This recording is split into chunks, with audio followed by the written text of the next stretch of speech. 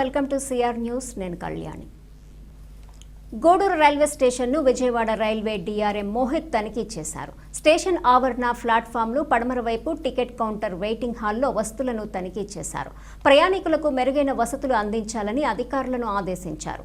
అనంతరం railway track ను పరిశీలిస్తూ కృష్ణపట్నంకు వెళ్లారు. ఆయన వెంట స్టేషన్ మేనేజర్ వెంకటేశ్వరరావు, పలు విభాగాల అధికారులు పాల్గొన్నారు.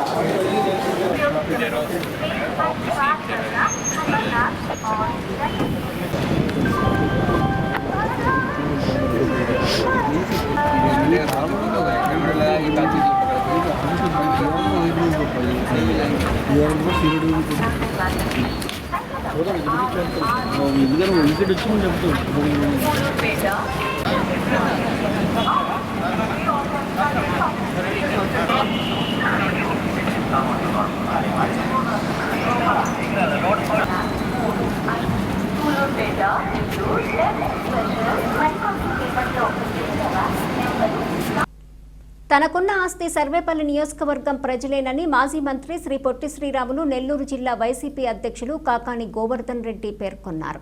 వివిధ కేసులకు సంబంధించి గత 86 రోజులుగా నెల్లూరు జిల్లా కేంద్ర కారాగారంలో ఉన్న ఆయన హైకోర్టు ఉత్తర్వులతో బెయిల్ పొంది బుధవారం ఉదయం సెంట్రల్ జైలు నుండి విడుదలయ్యారు. ఆయన విడుదల సందర్భంగా ఆయన కుటుంబ సభ్యులతో పాటు పెద్ద ఎత్తున అభిమానులు అక్కడికి చేరుకున్నారు. వేలాది మంది అభిమానులు ఆయనకు ఘన స్వాగతం పలికారు. అనంతరం ఆయన మీడియాతో మాట్లాడుతూ హైకోర్టు ఉత్తర్వుల ప్రకారం తన కేసుల గురించి ఏమీ మాట్లాడటం లేదని, సర్వేపల్లి నియోజకవర్గంలో జరుగుతున్న అవినీతిని ప్రశ్నించినందుకే తనపై అక్రమ కేసులు బనాయించారని, జైల్లో నిర్బంధించినంత మాత్రాన భయపడేది లేదని, నియోజకవర్గంలో అవినీతిపై పోరాటం కొనసాగిస్తానని స్పష్టం చేశారు. ఆయనకు స్వాగతం పలికేందుకు ఆయన కుమార్తె కాకాని పూజిత కుటుంబ సభ్యులతో పాటు ఎమ్మెల్సీలు పర్వతరెడ్డి చంద్రశేఖర్ రెడ్డి, మేరుగ మురళీధర్, జిల్లా పరిషత్ చైర్మన్ ఆనం అరుణమ్మ, మాజీ ఎమ్మెల్యే కిలివేటి సంజీవయ్య, ఆనం విజయ్ కుమార్ రెడ్డి, మన్నెమాల సాయి మోహన్ రెడ్డి, సుధీర్ రెడ్డి, బొమ్మిరెడ్డి హరిగోపాల్ రెడ్డి, కడివేటి చంద్రశేఖర్ రెడ్డి, దాసరి భాస్కర్ గౌడ్ పెద్ద ఎత్తున అభిమానులు పాల్గొన్నారు.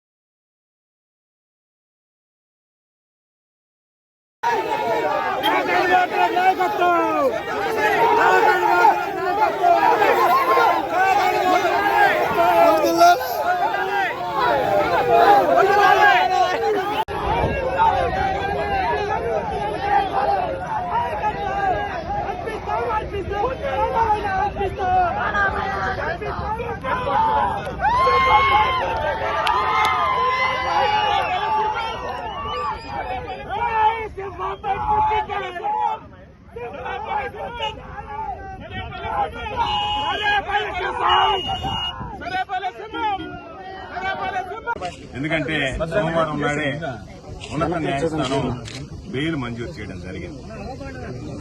సోమవారం మధ్యాహ్నానికల్లా హైకోర్టు మంజూరు చేసినటువంటి బెయిల్ నెట్లో కూడా రావడం జరిగింది. సాధారణంగా ముందు రోజు హైకోర్టు బెయిల్ తెల్లవారి ఆ బెయిల్ ఉత్తర్వులు రావడంలో హైకోర్టు నుంచి జాప్యం అయితే తప్ప, లేకపోతే ఖచ్చితంగా బెయిల్ వచ్చి ఉండాలి. మరి కారణాలేమో నాకు తెలియదు, నేను జైల్లో ఉన్నాను కాబట్టి. నిన్న సాయంకాలం విడుదల వాయిదా పడింది. అయితే నిన్న పాపం నా కోసం జనం వచ్చారు, ఈరోజు కూడా అదే జనం మరలా రావడం జరిగింది. నాకున్నటువంటి ఆస్తి ఈ జిల్లా ప్రజలు, ప్రత్యేకించి సర్వేపల్లి నియోజకవర్గానికి సంబంధించినటువంటి కుటుంబాలు, వన్నె తరగనటువంటి వాళ్ల ప్రేమాభిమానాలు. ఈరోజు ఈ కేసును గురించి ఎక్కడా మాట్లాడకూడదు అనేటువంటిది హైకోర్టు విధించినటువంటి నిబంధన, షరతు. కాబట్టి ఆ షరతులకు లోబడి ఈరోజు ఈ హైకోర్టు మంజూరు చేసినటువంటి బెయిల్ విషయంలో నేనేది కూడా వ్యాఖ్యానించగలుగుతలేదు. అయితే బహుశా నెల్లూరు జిల్లాకు సంబంధించి 2 సార్లు శాసనసభ్యుడిగా, ఒకసారి జిల్లా పరిషత్ చైర్మన్ గా, ఒకసారి మంత్రిగా పనిచేసినటువంటి వ్యక్తిని ఇన్ని రోజులు జైల్లో పెట్టడం అనేటువంటిది ఇది ప్రథమంగా జరిగింది. అంటే ఎక్కడ లేనటువంటి సాంప్రదాయాలని ఈరోజు కూటమి ప్రభుత్వం పరిచయం చేస్తుంది. అయితే ఈరోజు ఒక్కసారి ఆలోచన చేస్తే ఎంత బాధాకరమైనటువంటి విషయం అంటే, నాకు నవ్వాలనో ఏడవాలనో తెలియనటువంటి దుస్థితి. 6 కేసులు నా మీద సోషల్ మీడియాలో పెట్టారు. నేను అధికారంలో ఉన్నప్పుడు, మంత్రిగా ఉన్నప్పుడు నా మీద చేసినటువంటి విమర్శల మీద ఒక్కసారి కూడా నేను సోషల్ మీడియాలో కేసు పెట్టించినటువంటి దాఖలాలు లేవు. 6 కేసులు పెట్టారు. ఆ తర్వాత మరలా ఈరోజు హైకోర్టు మంజూరు చేసినటువంటి ఈ కేసు పెట్టారు. దాని మీద 7 పీటీ వారెంట్లు వేశారు. 7 పీటీ వారెంట్లు ఎంత నవ్వొచ్చాయంటే, ఎప్పుడో ఎన్నికల కమిషన్ టైంలో జరిగినటువంటి లిక్కర్ కేసు. ఆ రోజు మా ప్రభుత్వం అధికారంలో లేదు. ఆ కేసు రిజిస్టర్ అయింది. కూటమి ప్రభుత్వం అధికారంలోకి వచ్చింది. ఆ రోజు కూటమి ప్రభుత్వంలో పనిచేసేటువంటి అధికారులే దాని మీద విచారణ జరిపి ఛార్జ్షీట్ ఫైల్ చేయడం జరిగింది. 1 సంవత్సరం తర్వాత మరలా ఛార్జ్షీట్ రీఓపెన్ చేయాలి, ఎంక్వైరీ చేయాలని చెప్పి ఓపెన్ చేసి, ఎవరో ఒక వ్యక్తి, ఎంత హాస్యాస్పదం అంటే, నేను ఎన్నికల్లో వెళ్లినప్పుడు ప్రచారంలో మీ అందరికీ లిక్కర్ పంచుతాను, ఓట్లు వేయండి అని చెప్పానంట. దాని మీద ఒక వ్యక్తి మమ్మల్ని ప్రశ్నించాడంట, సార్ ఓట్లు అడగడం ధర్మమా, లెక్కరిస్తామని. దాని మీద మేము దాడి చేశాం. ఎక్కడ పత్రికల్లో, మీడియాలో ఎక్కడ రాలే. అది దాని గురించి చెప్పి ఒక కేసు. అదే పందాలో పంటపాలెంలో జరిగినటువంటి దాంట్లో అదే విధంగా సేమ్ మ్యాటర్ మీద ఒక కేసు. ఆ తర్వాత ఎక్కడో కనుపూరు కెనాల్ మీద ఒక కేసు. సర్వేపల్లి రిజర్వాయర్ మీద కేసు ఏందో తెలుసా? సర్వేపల్లి రిజర్వాయర్ లో ఉండేటువంటి మట్టిని బాంబులు పెట్టి పేల్చాము. ఎక్కడ వెళ్ళా, మ్యాజిస్ట్రేట్ రిమాండ్ రిజెక్ట్ చేశాడు. దాంట్లో అంటే బాంబులు పెట్టి పేల్చారా, బాంబులు పెట్టి పేల్చినట్టుగా మీ కంప్లైంట్ లో ఎక్కడ లేనటువంటి కంప్లైంట్ ఇక్కడ ఎట్లా వచ్చిందని చెప్పి మాట్లాడేది. కాబట్టి రకరకాలైనటువంటి కేసులు, విచిత్రమైనటువంటి కేసులు పెట్టడం జరిగింది. ఏది ఏమైనా మా నాయకుడు వైఎస్ జగన్మోహన్ రెడ్డి గారు, ఆయన పాపం మేము గాని, మాకు సంబంధించినటువంటి నాయకులు, కార్యకర్తలు, కుటుంబ సభ్యులు లాంటి జిల్లా ప్రజలు కష్టకాలంలో ఉన్నప్పుడు, ఆందోళనలో ఉన్నప్పుడు, ఆయన కనీసం నెల్లూరుకు రావడానికి కూడా నియమ నిబంధనలు పెట్టి నియంత్రించేటువంటి పరిస్థితి వచ్చినప్పుడు వాటన్నిటినీ లెక్క చేయకుండా, లక్ష్య పెట్టకుండా, ఎన్ని రకాలైనటువంటి అవమానాలు వచ్చినా, ఎన్ని రకాలైనటువంటి ఇబ్బందులు వచ్చినా సరే వాటన్నిటిని అధిగమించి నా అనుకున్నటువంటి వాడికి నేను అండగా నిలవాలనేటువంటి లక్ష్యంతో ఈరోజు నెల్లూరుకు రావడం. నాతో పాటు ఎన్నడూ జరగలేదు ఒక మాజీ మంత్రి ఇంటి మీద దాడి. ఇది దౌర్భాగ్యకరమైనటువంటి విషయం. అన్ని విషయాలు కూడా రాబోయే రోజుల్లో మాట్లాడదాం. ప్రసన్న ఇంటి మీద దాడి చేసి మరలా ఆయన మీదనే కేసు పెట్టి ఆయనకు సంబంధించినటువంటి వ్యక్తులు కూడా ఈరోజు జైలు పాలు చేయడం జరిగింది. కాబట్టి ఇవన్నీ వింత పోకడలు, విపరీతమైనటువంటి ఆలోచనలతో వచ్చేటువంటివి. కాబట్టి మరలా చెప్తున్నాం, ఈ జైళ్లు, ఈ కేసులు, ఈ అరెస్టులు, ఇవి ఏవి కూడా మా లక్ష్య సాధనలో మేము అనుకున్నటువంటి దారిలో వెళ్లేటువంటి దాంట్లో ఎక్కడా మాకు అడ్డంకులు కావు. తాత్కాలికంగా ఈరోజు ఒక 90 రోజులు, 86 రోజులు జైల్లో ఉన్నామంటే 2 విషయాలు. ఈ ప్రభుత్వం అనుసరిస్తున్నటువంటి ప్రజా వ్యతిరేక విధానాలు, చంద్రబాబు నాయుడు చేసినటువంటి మోసాలు, చంద్రబాబు నాయుడు చేస్తున్నటువంటి కుట్రలు, వీటి మీద ప్రజల్లోకి తీసుకువెళ్లడానికి మాకు తాత్కాలికంగా వాయిదా వేసుకోవడం జరిగింది. ఎందుకంటే అందుబాటులో లేవు కాబట్టి. సోమిరెడ్డి కొడుకు సర్వేపల్లి నియోజకవర్గంలో దోపిడీకి అడ్డుకట్ట లేకుండా పోయింది. కాబట్టి వీటన్నిటి మీద కూడా భవిష్యత్తులో విచారణ జరుగుతుంది. ఎవరెవరు గూడూరు పట్టణానికి చెందిన dream India foundation chairman rotary club జిల్లా మాజీ గవర్నర్ బొమ్మిరెడ్డి సురేందర్ రెడ్డి పుట్టినరోజు సందర్భంగా ఆయన అభిమానులు మాలవ్యానగర్లోని బాలసదన్లో కేక్ కట్ చేసి అందరికీ అందించారు. అలాగే పిల్లలకు కావలసిన పలు వస్తువులను అందించారు. అన్నదానం నిర్వహించారు. ఈ కార్యక్రమంలో రూపేష్ రెడ్డి, హరికృష్ణ, పురుషోత్తం, శ్రీనివాసులు, ఆసిఫ్ తదితరులు పాల్గొన్నారు.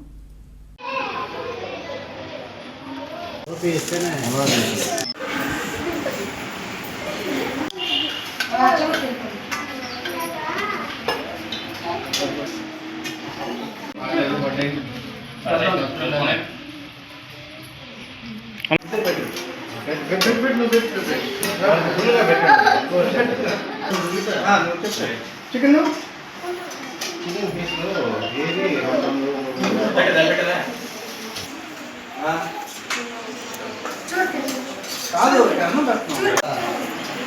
దగ్గర పెట్టుకోండి. నువ్వు తీసుకోండి. నాకు కొద్దిగా తిరగను.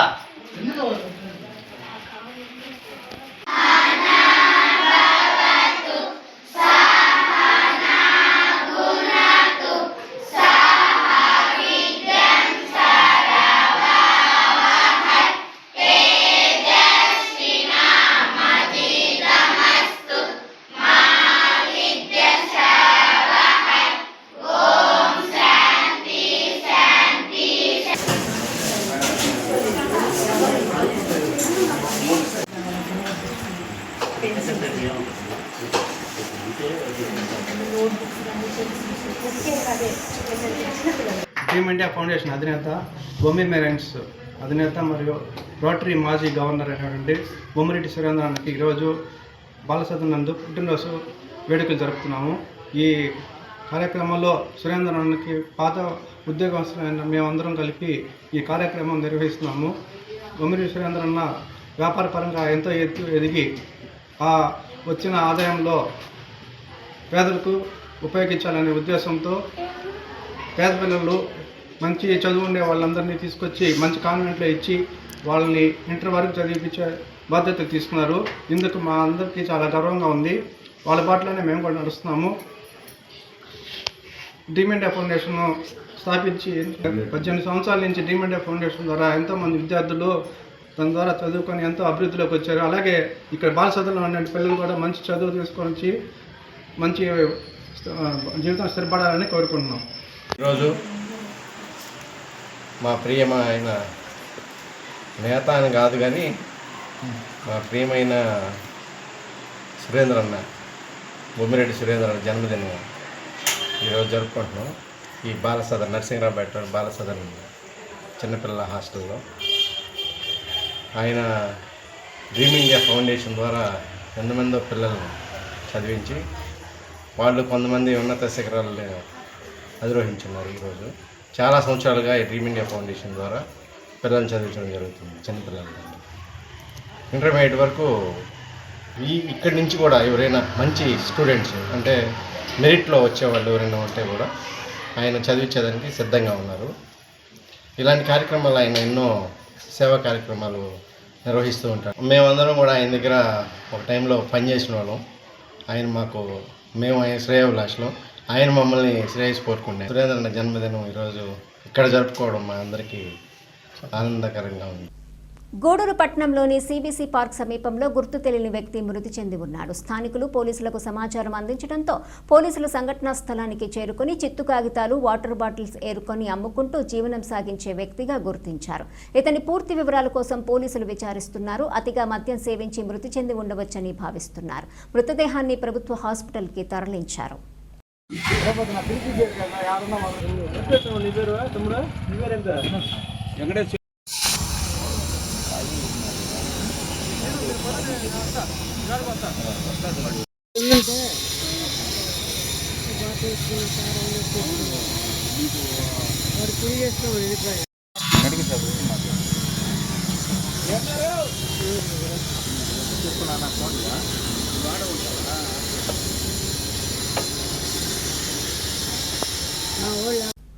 గూడూరు కాంగ్రెస్ పార్టీ కార్యాలయంలో స్వర్గీయ రాజీవ్ గాంధీ 81వ జయంతి వేడుకలను కాంగ్రెస్ పార్టీ శ్రేణులు ఘనంగా నిర్వహించారు. గూడూరు కాంగ్రెస్ పార్టీ కార్యాలయంలో స్వర్గీయ రాజీవ్ గాంధీ 81వ జయంతి వేడుకలను కాంగ్రెస్ పార్టీ శ్రేణులు ఘనంగా నిర్వహించారు. రాజీవ్ చిత్రపటానికి పూలమాల వేసి నివాళులర్పించారు. ఈ సందర్భంగా రాష్ట్ర ప్రధాన కార్యదర్శి పంటా శ్రీనివాసులు రెడ్డి మాట్లాడుతూ రాజీవ్ గాంధీ తీసుకొచ్చిన సంస్కరణలు మహిళలకు 33% రిజర్వేషన్ల అమలు, యువతకు 18 సంవత్సరాల వయస్సు ఉన్న వారికి ఓటు హక్కు కల్పించడం వంటి అంశాలను తీసుకుని వచ్చి ప్రజాస్వామ్యంలో భాగస్వాములను చేయటం ఆయన తీసుకుని వచ్చిన సాంకేతిక విప్లవాన్ని నేడు అనుభవిస్తున్నాం అన్నారు. రాజీవ్ గాంధీ చేసిన సేవలను నాయకులు కొనియాడారు. ఈ కార్యక్రమంలో పూల చంద్రశేఖర్, సుబ్బరామరాజు, బ్రహ్మయ్య, వేమయ్య, మూర్తి, సుబ్బారావు తదితరులు పాల్గొన్నారు. గాంధీ గారి 81వ జయంతి సందర్భంగా మేము ఇక్కడ కార్యక్రమం నిర్వహించడం జరిగింది.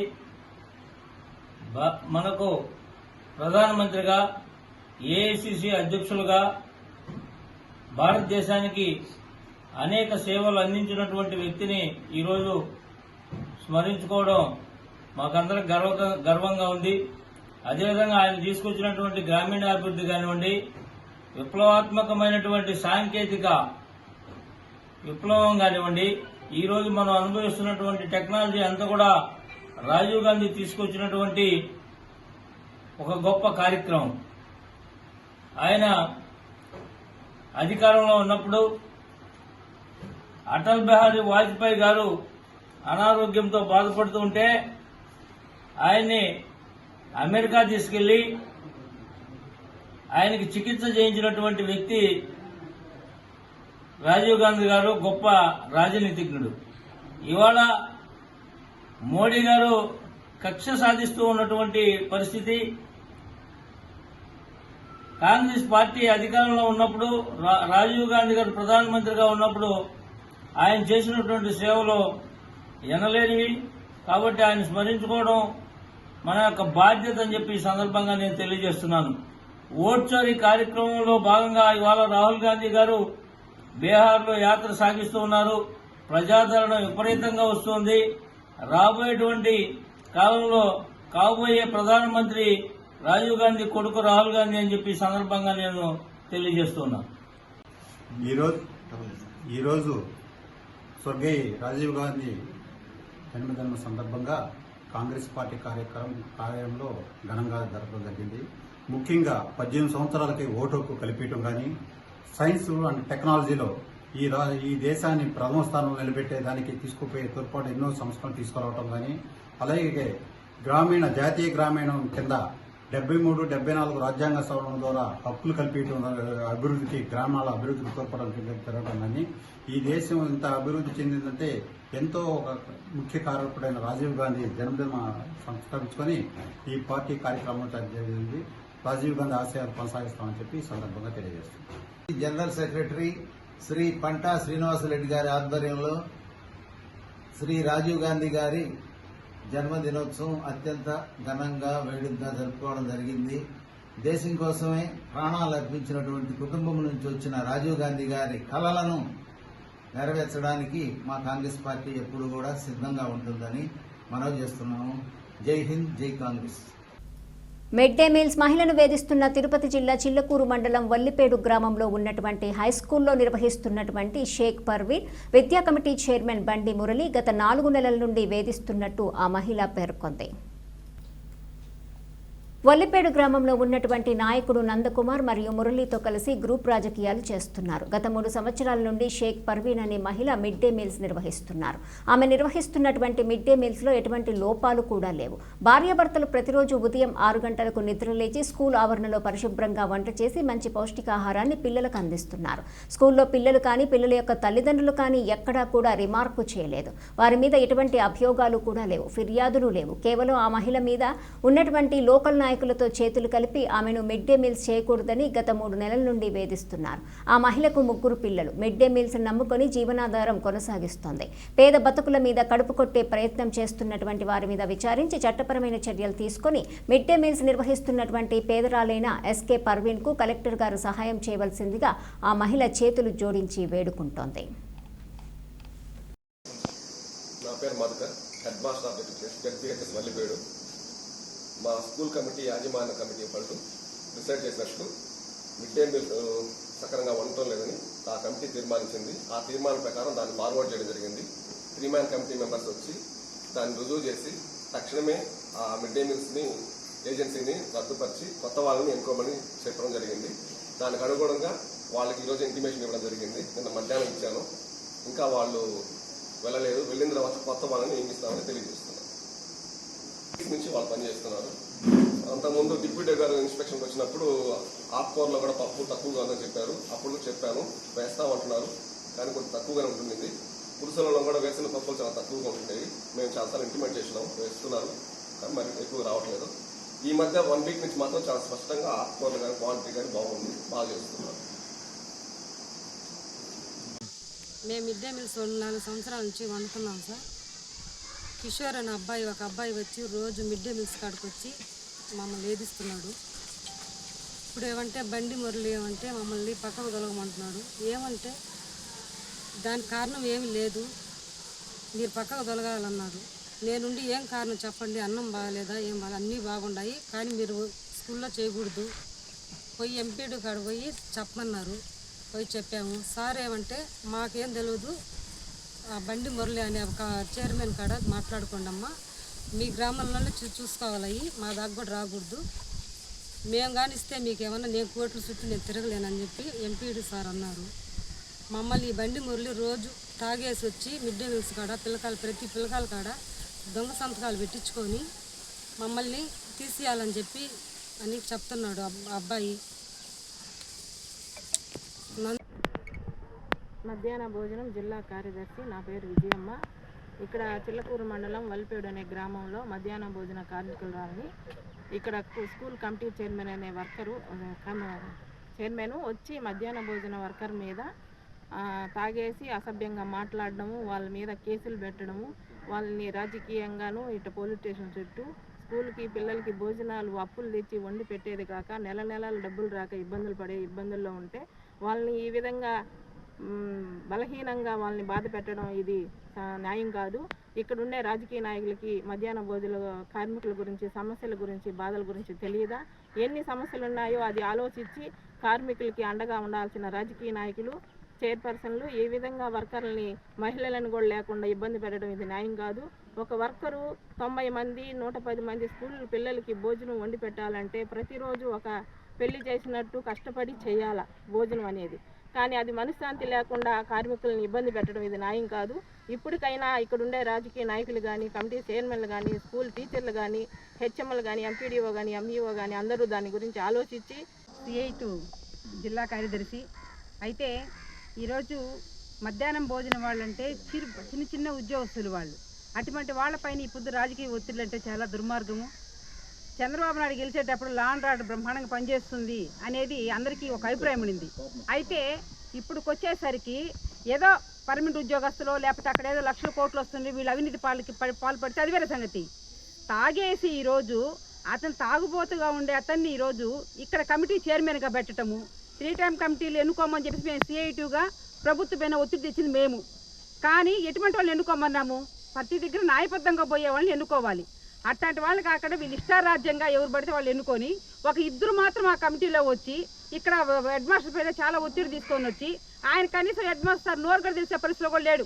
ఏమంటే అమ్మ సార్ మేము అడిగాం, సార్ ఆమె ఏమైనా వంట బాగా చేయలేదా, లేకపోతే ఏమైనా దొంగతనాలు ఏమో చేస్తుందా, లేకపోతే ఇంకేమైనా పొరపాటుగా వ్యవహరిస్తుందా, పిల్లల దృష్టిలో పేరెంట్స్ ఏమైనా 107 మంది పేరెంట్స్ ఉన్నారు, పిల్లలు ఉన్నారు, వాళ్ళ పేరెంట్స్ ఏమైనా మీకు కంప్లైంట్ చేశారంటే అటు ఏమీ లేవు.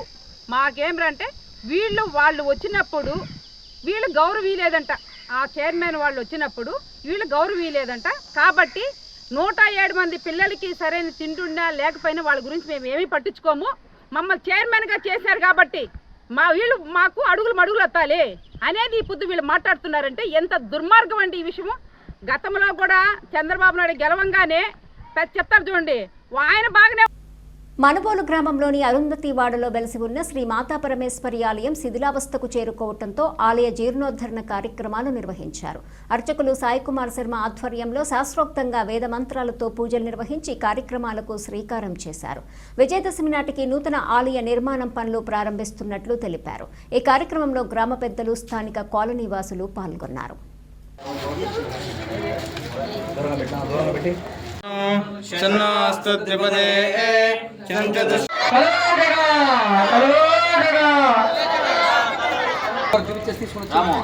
లక్ష్మీం జాపవేదో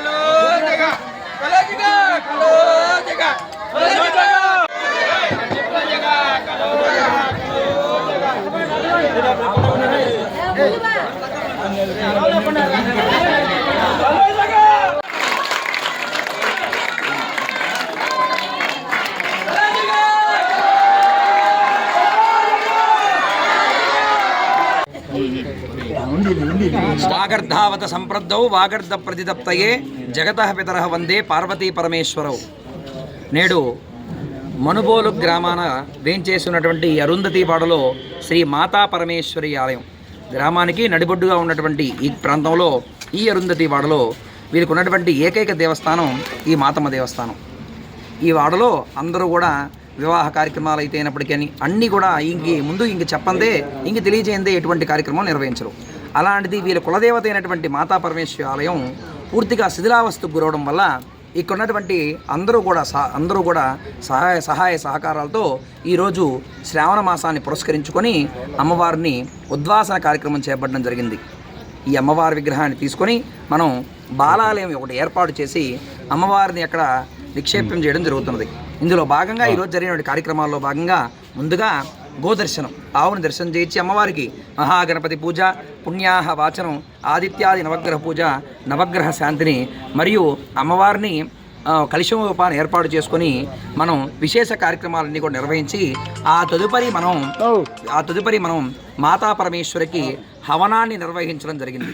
అమ్మవారికి హవనాన్ని నిర్వహించి తర్వాత సర్వదేవత హవనాన్ని నిర్వహించి పూర్ణాహుతిని అందరి చేతుల మీదుగా తాకి పూర్ణాహుతి కూడా ఎంతో వైభవంగా చేయడం జరిగింది. ఆ తదుపరి మనం అమ్మవారి కళ్ళన్నీ కూడా తొలగించి ఆ తర్వాత అమ్మవారిని అందరూ కూడా వాళ్ళ చేతుల మీదుగా అమ్మవారిని తీసుకొచ్చి బాలాలయంలో ప్రవేశపెట్టడం జరిగింది. ఇంక నుంచి ఈ దేవాలయం నూతనంగా నిర్మించబోతున్నటువంటి అంటే దసరాల్లో ఈ దేవాలయానికి శంకుస్థాపన ఘట్టాన్ని మేము ప్రారంభించబోతున్నాం. ఆ శంకుస్థాపన ఘట్టానికి ఎందరో మహారథులు ఈ ఆలయానికి శంకుస్థాపన విచ్చేయడం జరుగుతున్నది. ఈ కార్యక్రమం చేరెడ్డి కోదండరామిరెడ్డి గారి మరియు సానెంకటరమణయ్య గారు, ముంగర విజయరెడ్డి గారి సమక్షంలో ఈ ఆధ్వర్యంలో ఇక్కడ విశేష కార్యక్రమం ఉదయం నుంచి కూడా జరుగుతూ ఉన్నాయి ఈ పూజలన్నీ కూడా. కాబట్టి అతి త్వరగా ఈ ఆలయాన్ని పూర్తి చేసి ఎంతో వైవిధ్యంగా ఈ ఆలయం చుట్టుపక్కల ఉన్నటువంటి అన్ని గ్రామాలకు ఆదర్శంగా చేసేటువంటి దృఢ సంకల్పంతో ఈ అరుంధతివాడ సభ్యులందరూ కూడా ఎంతో సంకల్పించుకొని ఈ ఆలయం కొత్తది నిర్మించాలి అని పూనుకున్నారు. కాబట్టి ఆ మాతా పరమేశ్వరి యొక్క సంపూర్ణ అనుగ్రహం వాళ్ళ అందు ఉండి ఈ దేవాలయం అతి త్వరగా పూర్తి చేసి వైవిధ్యంగా ఇక్కడ మంచి మంచి శుభకార్యాలు జరుపుకుంటూ మంచి కార్యక్రమాలు ఇక్కడ జరుపుకుంటూ ఈ మాతా పరమేశ్వరి వాడవాడలా వీళ్ళు అంటే కులదేవత ఆమె కాబట్టి వాడవాడలా అనుగ్రహం ఇవ్వాలి అనుకోని మనస్ఫూర్తిగా కోరుకుంటూ ఈ కార్యక్రమం అంతా కూడా శాస్త్రబద్ధంగా మన హైందవ ధర్మాన్ని అనుసరిస్తున్నటువంటి ప్రతి ఒక్కరూ కూడా ఈ దేవాలయాన్ని ఈరోజు దర్శించడం జరిగింది. హోమంలో పాల్గొనడం జరిగింది. ప్రసాద స్వీకరణ కూడా ఎంతో వైభవంగా నిర్వహించడం జరిగింది. ఈ ఆలయంలో జరిగేటువంటి మరుసటి కార్యక్రమాలు శంకుస్థాపన అయినటువంటి ఘట్టమైతేమి మనం వచ్చేటువంటి తరుణంలో మనం దసరాలో ప్రారంభించుకోబోతున్నాం. కాబట్టి ఆ కార్యక్రమాలు మీకు తెలియడం జరుగుతున్నది. కాబట్టి ఈ దేవాలయానికి వస్తు రూపాన కానీ ధన రూపాన కానీ మీకు తోచినటువంటి విధంగా ఇక్కడ ఈ వాడలో ఉన్నటువంటి ఈ దేవస్థానానికి ఆర్థిక పరంగా చాలా ఇబ్బంది పడుతున్నాం. కాబట్టి మీరందరూ కూడా తలా ఒక చేయి వేసి ఇలా అమ్మవారికి ఇంకొంచెం వైవిధ్యంగా ఇంకొంచెం మహోత్తరమైనటువంటి ఈ దేవాలయం నిర్మించే సంకల్పించుకుంటాం. మేమందరం కూడా మీ అందరి సహాయ సహకారాలు మాకిచ్చి మీ డబ్బులు కానీ కానుకల రూపం కానీ ఇచ్చి మా ఆలయాన్ని సహకరించవలసిందిగా కోరుతున్నాం. ఓం శ్రీ మాత్రే నమః. మాతా పరమేశ్వరికి, మాతా పరమేశ్వరికి, మాతా పరమేశ్వరికి. మనుబోలు గ్రామంలోని చెర్లోపల్లి రైల్వే గేట్ సమీపంలో వెలిసి ఉన్న శ్రీ భగవాన్ వెంకయ్య స్వామి ఆలయంలో ఆరాధనా ఉత్సవాలు నిర్వహిస్తున్నట్లు ఆలయ అర్చకులు శ్రీనివాసులు తెలియజేశారు. ఉత్సవాల్లో భాగంగా బుధవారం స్వామివారికి గ్రామోత్సవ కార్యక్రమాలు నిర్వహించారు.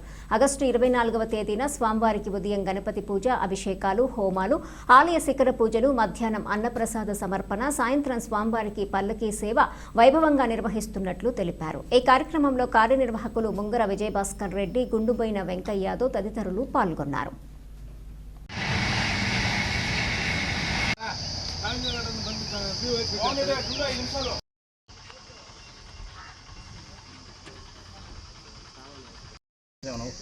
ఆయన ఆ గుడి కట్టింది అది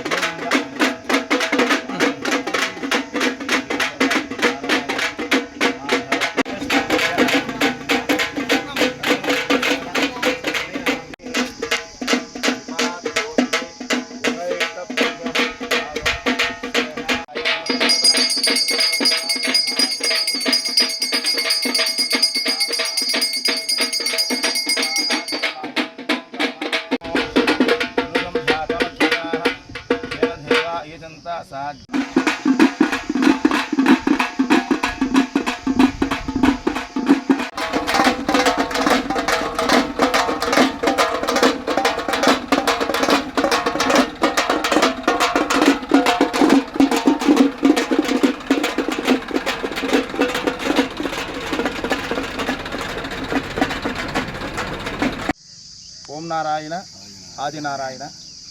స్థానిక మనుబోలు చెల్లోపల్లి రైల్వే గేట్ సమీపాన వెలిసినటువంటి శ్రీ భగవాన్ వెంకయ్య స్వామివారి యొక్క దేవస్థానం వద్ద ప్రతి ఏటా స్వామివారికి ఆరాధన మహోత్సవాలు 3 రోజుల ముందు నుంచి ప్రారంభమవుతాయి. అందులో భాగంగా ఈరోజు స్వామివారు చెల్లోపల్లి గ్రామానికి, కుర్తిపల్లి గ్రామానికి వేంచేయుచున్నారు.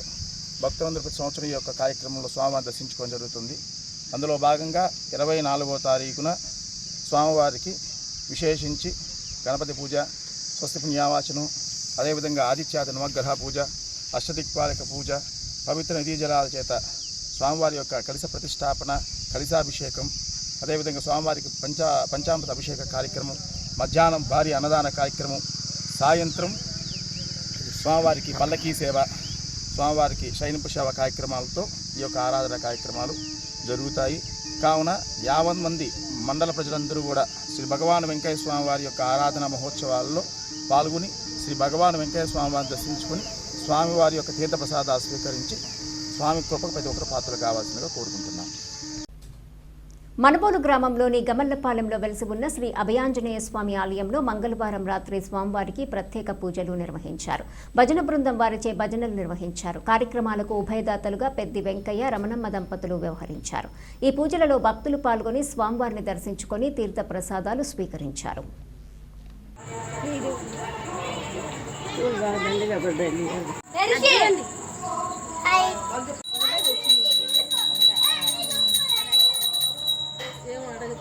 ఒకటే